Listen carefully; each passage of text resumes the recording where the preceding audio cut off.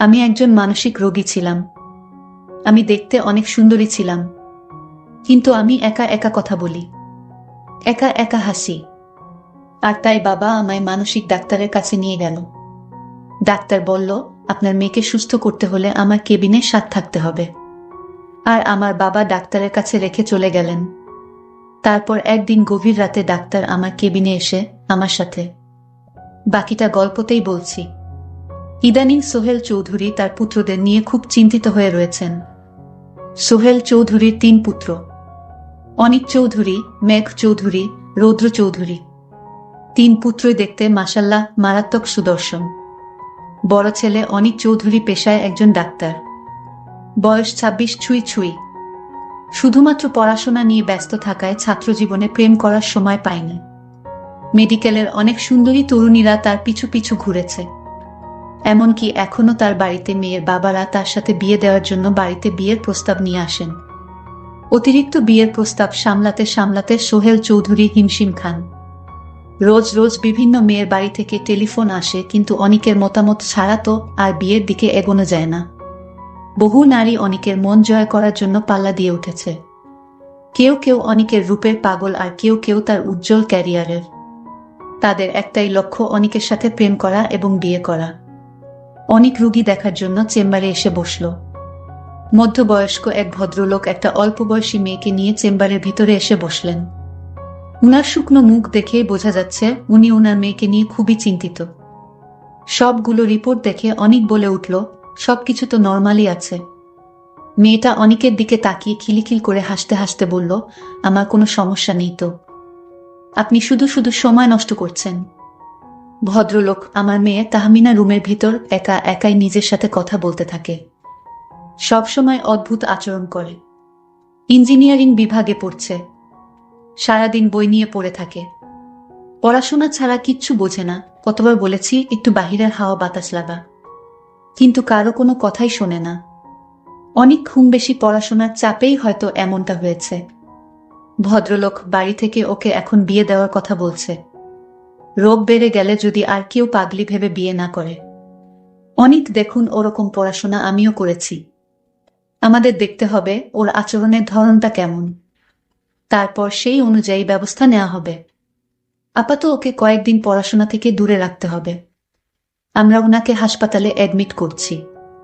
তাহমিনা, আরে বাবা, আমার বান্ধবীরা আমাকে বলেছে একটা বিয়ে করে নিতে।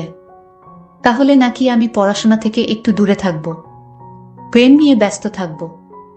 হি হি হি, আমি তো একটা প্রেম করার চেষ্টাই করছি। হা হা হা। আচ্ছা বাবা, আমি যদি অনেকগুলো বিয়ে করে ফেলি তাহলে আমি অনেক ব্যস্ত থাকবো, তাই না? ভদ্রলোক, দেখুন হিতাহিত জ্ঞান শূন্য হয়ে যাচ্ছে আমার মেয়ে।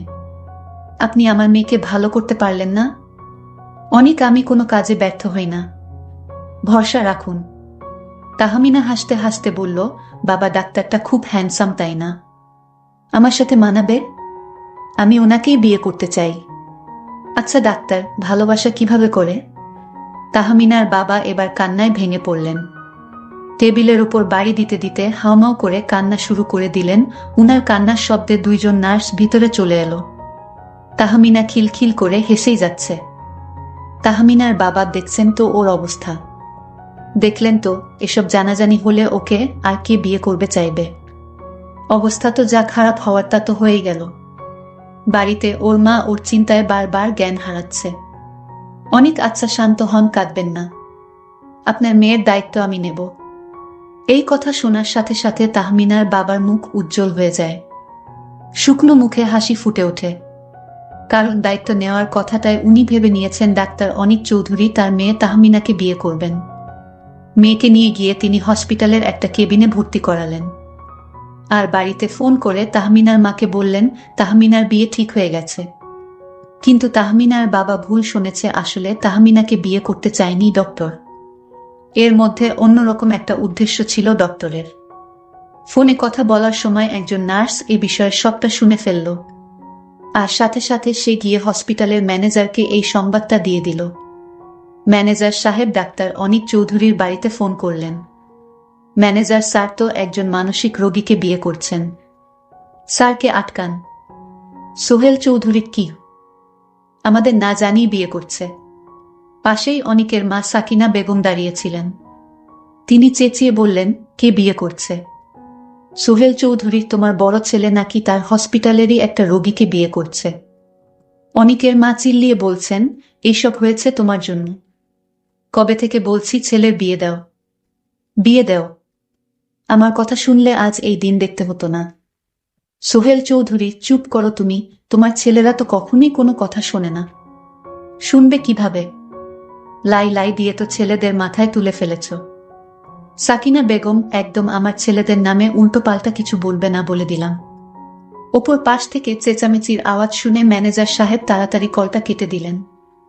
অনিকের বিয়ে নিয়ে গ্রামের চৌধুরী মহলও এখন খুবই উত্তপ্ত হয়ে রয়েছে।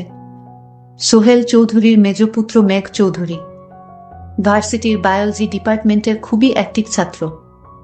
বয়স সবে 24। তার সুন্দর চেহারা আর আকর্ষণীয়। ল্যাবে ব্যস্ত থাকার সময় মেঘের মোবাইল ফোন বেজে উঠল। মেঘ একটু সাইডে গিয়ে কলটা রিসিভ করে। ফোন রিসিভ করার সাথেই, সাকিনা বেগম, সর্বনাশ হয়ে গেছে বাবা, তুই তাড়াতাড়ি বাড়ি চলে আয়। মেঘ, কেন মা, কি হয়েছে? ড্যাড কি কিছু করেছে? সাকিনা বেগম, আরে না, অনিক নাকি তার হসপিটালেরই এক রোগীকে বিয়ে করে ঘরে আনছে। মেঘ, হা হা হা, মা তুমি এসব কি বলছো? ভাইয়া এমন কাজ কখনোই করবে না। সো রিল্যাক্স থাকো মা, আমি একটু ল্যাবে কাজ করছি। তোমার সাথে এই বিষয়ে পরে কথা বলবো, এখন রাখি my dear sweet mother. Sakina Begum hello hello ধ্যাত কেটে দিয়েছে।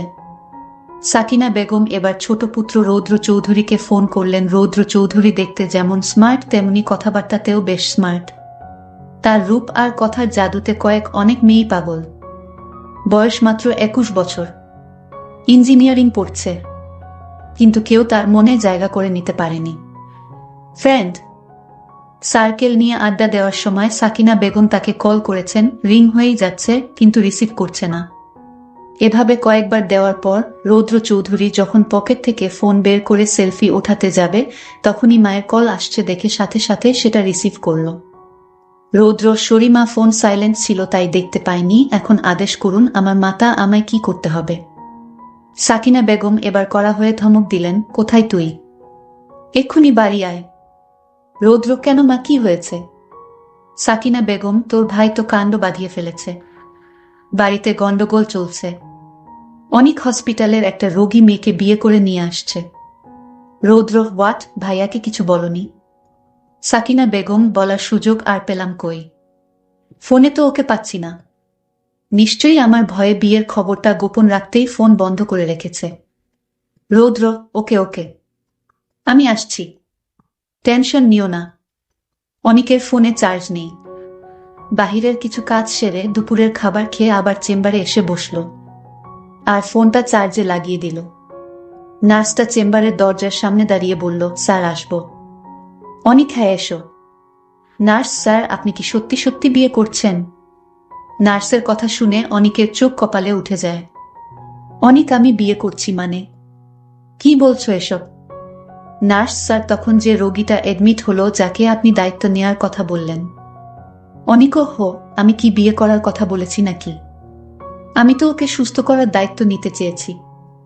নার্স, কিন্তু উনার বাবা যে উনার বাড়িতে ফোন করে বললেন আপনার সাথে উনার বিয়ে, আপনি উনার দায়িত্ব নিয়ে নিয়েছেন। আর এটা শুনে তো আমিও। অনিক, কি আমিও? নার্স, ম্যানেজার সাহেবকে বলে দিয়েছি। অনিক আর ম্যানেজার আমার বাড়িতে ফোন করে সবটা জানিয়ে দিয়েছেন, তাই তো? নার্সটা এবার মাথা নিচু করে উত্তর দিল, না মানে আসলে স্যার, আপনার বাবাই তো সব সময় এখানে সব খবর উনাকে জানাতে বলেন। অনেক জানি, বাবা এই কাজ আগেও করেছে। ঠিক আছে, তুমি যাও এখান থেকে, খুব ভালো গন্ডগোল বাঁধিয়ে দিয়েছ। নার্সটা তড়িঘড়ি করে চেম্বার থেকে বের হয়ে গেল আর অনেক কপালের উপর 2 হাত দিয়ে বসে রইল, কারণ বাড়িতে এখন এটা নিয়ে তিল থেকে তাল হয়ে যাচ্ছে। সময় রাত 7টা। অনেক চেম্বারে বসে আছে, বাড়িতে যাওয়ার সাহস পাচ্ছে না। হঠাৎ মনে হলো তাহমিনাকে একবার দেখে আসা উচিত। নিজের চিন্তায় ওর ব্যাপারটা মাথা থেকেই বেরিয়ে গেছে। তাহমিনার কেবিনে গিয়ে দেখল সে বেডে বসে আছে আর তার সামনে বসা কাকে যেন সে বলছে। অনেক ডাক্তার তাহমিনার কেবিনে গেল। তাহমিনা অনিককে দেখতে পেয়ে বলল, আপনি এখানে কেন? আপনি কে? আরে আমি তোমার ডক্টর, তোমাকে দেখতে এসেছি। তাহমিনা তখন বলতে লাগলো, ছাড়ুন আমাকে, আপনি কি করছেন এসব? আমি একজন মানসিক রোগী, তাই বলে আমার সাথে আপনি এসব আচরণ করতে পারেন না। আরে আজব তো, আমি তো আপনার কাছ থেকে এখনো এক হাত দূরে, তাহলে আপনি কাকে বলছেন ছাড়ুন? কে আপনাকে ধরে রেখেছে? আমি বুঝতে পারলাম সে একজন মানসিক রোগী, তাই ভয় পেয়ে এসব বলছে। তার কথা শুনে আমি স্তব্ধ হয়ে গেলাম। ধীরে ধীরে তার বেড়ে বসলাম আর বললাম, দেখুন তাহমিনা, আমি আপনার কেবিনে এসেছি আপনাকে সুস্থ করতে, আর আপনি আমাকে কি অয়থা বকছেন? বের হন আমার বেড থেকে, আপনার মতলব ভালো না। ডাক্তার তখন আশ্চর্য হয়ে বললেন, তোমার মানসিক রোগ ভালো করতে হলে তাহলে অবশ্যই তোমার আমার কথা শুনতে হবে।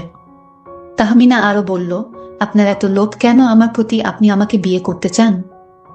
এর মধ্যেই তাহমিনার বাবা তখনই কেবিনের ভিতরে ঢুকতে গিয়ে অনিককে এখানে দেখে বলে উঠলেন, ওই তো আমাদের জামাই বাবা।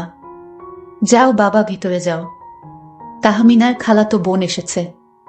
পরের দিন রাতে যখন তাহমিনাকে ইনজেকশন দিতে হবে, তাই তাহমিনার কেবিনে গেল অনিক। যখন তাকে ইনজেকশন দিতে গেল ঠিক তখনই সে বলল, আপনি আমার সাথে এমনটা করবে না, ডাক্তার বাবু, আমাকে দয়া করুন। আরে ইনজেকশন না নিলে তুমি সুস্থ হবে না, আর তাই তোমাকে ইনজেকশন নিতে হবে, তাহলেই তুমি তাড়াতাড়ি সুস্থ হয়ে উঠবে। ছাড়ুন আমায়, আমাকে অন্য কিছু করুন, তাও ইনজেকশন দিয়েন না। অনিক তখন বলল, আচ্ছা আপনি কাউকে পছন্দ করেন? না, আমি কাউকে পছন্দ করি না। অনিক বলল, আমাকে আপনার পছন্দ হয়?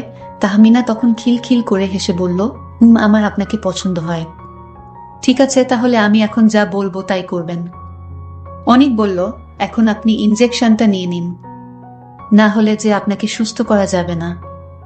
আপনি ইনজেকশনটা নেওয়ার পর আপনাকে একটা জিনিস খাওয়াবো যেটা আপনি কোনোদিন স্বপ্নেও দেখেননি।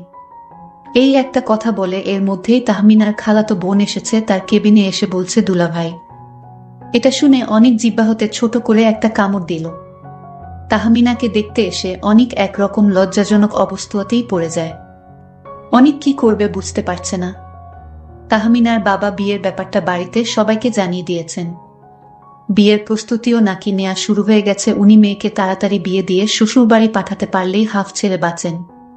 মেয়ে যে দিন দিন পাগল হয়ে যাচ্ছে, কথায় কথায় বিয়ে বিয়ে করে, শেষে চরিত্রের দোষ ভেবে যদি আর কেউ বিয়ে না করে। তাহমিনার বাবা অনিকের হাত ধরে বলছেন, তুমি আমাকে অনেক বড় বিপদের হাত থেকে বাঁচালে বাবা। বিয়েটা যত তাড়াতাড়ি সেরে নেবে ততই ভালো। আমি এখন আসি, বাড়িতে সব আয়োজন ঠিকঠাক হচ্ছে কিনা দেখতে হবে। অনিক কিছু না বলে মুখে জোর করে একটু হাসি এনে মুচকি হাসার চেষ্টা করল। তাহমিনার বাবা শেলিকে নিয়ে হসপিটাল থেকে চলে গেলেন। অনিক এবার তাহমিনার দিকে তাকানোর সাথেই দেখতে পেল তাহমিনা আগে থেকেই অনিকের দিকে এক দৃষ্টিতে তাকিয়ে আছে। অনিক, কি হলো? আপনি আমার দিকে এভাবে তাকিয়ে আছেন কেন? তাহমিনা, আপনি অনেক ভালো। আমার বাবার একমাত্র চিন্তা ছিলাম আমি। অনিক তো। তাহমিনা, আমার বিয়ের খবর শুনে বাড়িতে সবাই অনেক খুশি। কি যে চিন্তায় ছিল আমাকে নিয়ে। আচ্ছা, আমি বিয়েতে কোনো শাড়ি পরব বলুন তো? লাল শাড়ি না নীল শাড়ি? অনিক এবার হাসতে হাসতে বলল, কে বলল আপনি পাগল? আমি তো দেখছি আপনি একদম শেয়ানা পাগল। এরই মধ্যে সব ঠিক করে ফেললেন। তাহমিনা, শুধু প্রেমটা কিভাবে করতে হয় সেটাই জানি না। অনিক বলল, ভালোবাসা কারে কয় দেখাবো? তাহমিনা, দেখান তো। তখন অনিক বলল, আমি তোমারে নিজ হাতে ভাতও খাওয়াইয়া দেই। তাহমিনা বলল, খাওয়ান স্যার। অনিক তখন তাহমিনাকে ভাত খাওয়াই দিল। অনিক তখন তাহমিনাকে বলল, আমি যে তোমায় ভাত খাওয়ালাম, এখন তুমি কি আমায় ভাত খাইয়ে দিবে না?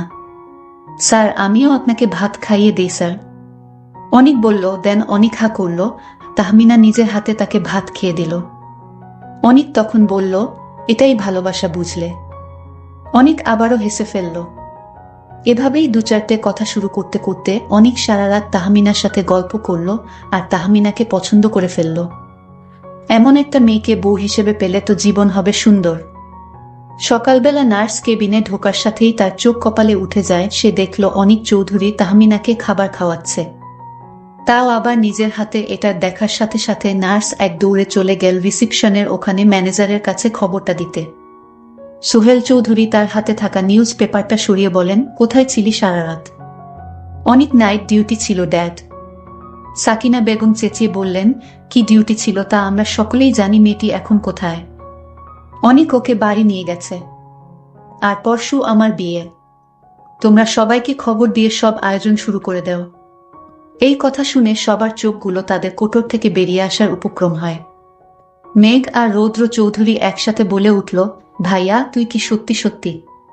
কথা শেষ করার আগেই সাকিনা বেগম চিল্লিয়ে উঠলেন, একটা পাগল মেয়েকে আমি কিছুতেই আমার ছেলের বউ করব না। তোর কি মাথা খারাপ হয়ে গেছে অনিক? অনিক মা ও পাগল নয়, ও একদম সুস্থ মানুষ। পড়াশোনার কারণেই ওর মাথাটা একটু বিগড়ে গেছে এই আর কি। আর তাছাড়া আমি তো আছি, আর আমি ওদের কথা দিয়ে ফেলেছি। এখন তোমরা যদি বিয়েতে মতো না দেও আমি বাড়ি ছেড়ে চলে যাব। সোহেল চৌধুরী এবার হুঙ্কার দিয়ে বলে উঠলেন, এই বাড়ি ছেড়ে কেউ কোথাও যেতে পারবে না। তোর বিয়ে ওর সাথেই হবে। এটা শুনে বাড়ির সকলেই একে অপরের দিকে তাকিয়ে মুখ চাওয়াচাওয়ি করছে। সোহেল চৌধুরীর একমাত্র দুর্বলতা, তিনি তার ছেলেদের এই বাড়ি থেকে অন্য কোথাও যেতে দেবেন না। বাড়ি ছেড়ে চলে যাওয়ার অজুহাত দেখাতে পারলেই তিনি ছেলেদের অনেক বিষয়ে চোখ বন্ধ করে মেনে নেন। সাকিনা বেগম রাগে ফুঁসতে ফুঁসতে উনার ঘরে চলে গেলেন। আত্মীয় স্বজনদের খবর দিয়ে বাড়িতে আনা হয়েছে। সন্ধ্যার মধ্যে অনেকেই চলে এসেছেন। হঠাৎ করে বিয়ের খবর শোনায় আনন্দে বাড়িতে দ্বিগুণ পরিমাণ হইচই হচ্ছে। বাড়ি সাজানো হচ্ছে। আগামীকাল সকালে গায়ে হলুদ হবে, আর দুপুরের মধ্যে বিয়ের সব কাজ কমপ্লিট করে বিকেলের মধ্যেই বউ নিয়ে বাড়ি ফিরবে। মেঘ অনিকের রুমে উকি দিয়ে দেখল অনিক হেসে হেসে ফোনে কথা বলছে। দরজা থেকে কাশি দিয়ে অনিক বলে উঠল, ভাবি কি খুব হাসায় ভাইয়া? অনিক চমকে উঠে পিছনে ফিরে বলল, ইয়ে মানে তুই এখানে কি করছিস? যা নিজের কাজ করো। তাহমিনা বিয়ের দৃশ্য দেখে একদম সুস্থ হয়ে যায়। মনে করছে আমার মতো একটা মেয়ে এত বড় ডাক্তার আমাকে বিয়ে করবে। এটা কি হয়? আসলে অনিক আমাকে সুস্থ করতে গিয়ে আমার সাথে বিয়ের অভিনয় করেছে। যদি আজ অনিক সাহেব আমাকে বিয়ের স্বপ্নটা না দেখাতো, তাহলে আমি হয়তো আর মানসিক রোগ থেকে বের হতে পারতাম না। একদিন রাতে আমি যখন হাসপাতালে ছিলাম তখনই জানতে পারি অনিক অন্য একজনকে ভালোবাসে, কিন্তু সে আমার সাথে এমন অভিনয় করেছিলেন আমি বুঝতেই পারিনি এটা অভিনয়। এখন তো অনিকের বাড়িতে বিয়ের আয়োজন হচ্ছে, সবাই বলাবলি করছে একটা মানসিক রোগী অনিক ডাক্তার বিয়ে করতে যাচ্ছে। তাহমিনা ভাবতে লাগলো, আমি এখন সুস্থ হয়ে গেছি। আমি আমার জায়গায় অনিকের ভালোবাসার মানুষকে বসিয়ে দেই। যখন কাজী সাহেব কাবিন করতে যাবে ঠিক তখন যেখানে আমি থাকার কথা ঠিক সেইখানে অনিকের ভালোবাসার মানুষকে বসিয়ে দিলাম। তারপর আমি এখান থেকে চলে গেলাম আমার নিজের বাড়িতে। বাবাকে গিয়ে বললাম, বাবা অনিক সাহেব আমাকে বিয়ে করবে এটা ভাবা যায় না, কারণ সে একজন ডক্টর, তার আগে থেকেই একজনকে পছন্দ, আর আমি মাত্র এসএসসি পাস। বাবা অনিকের যত্ন পেয়ে আমি ভালো হয়ে গেছি বাবা। আমার এখন আর কোনো সমস্যা নেই বাবা। অনিক যদি আমার সাথে এই অভিনয়টা না করত, আমাকে বিয়ে করার স্বপ্ন না দেখাতো, তাহলে হয়তো আমি সারা জীবন পাগলেই থেকে যেতাম। বাবা অনিক সাহেবের মতো ডাক্তার এ যুগে পাওয়া যাবে কিনা তা সন্দেহ। তার কি মেধা, সে কোনো ওষুধ ছাড়াই আমাকে সুস্থ করে তুলেছে। এদের বলা যায় ডক্টর, কারণ অনিক বুঝতে পেরেছিল আমার রোগটা কোথায়, আর তার ভালোবাসা পেয়ে আজ আমি পরিপূর্ণ সুস্থ। আল্লাহর কাছে দোয়া করি অনেক যেন হাজার বছর বেঁচে থাকুক।